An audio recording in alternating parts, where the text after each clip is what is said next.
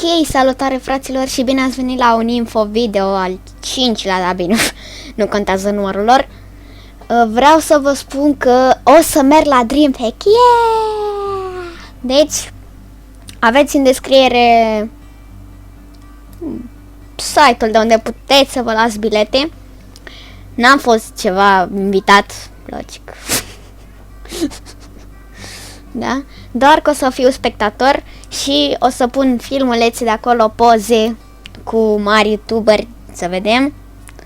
Eu o să merg sigur, deci cam asta vreau să vă spun.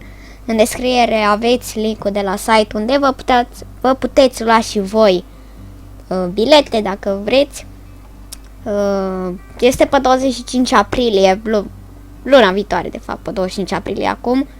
Este la București, la sala polivalentă, deci în cazul în care nu sunteți din București, îmi pare rău, deși puteți să veniți în București, o să fie super fain, o să facem poze, deja am camera pregătită, deja o să iau și autografe de la marii mei, preferații mei youtuberi, deci cam asta vreau să vă spun, nu uitați să lăsați un like pentru DreamHack și să vă las bilete să ne întâlnim. Ciao!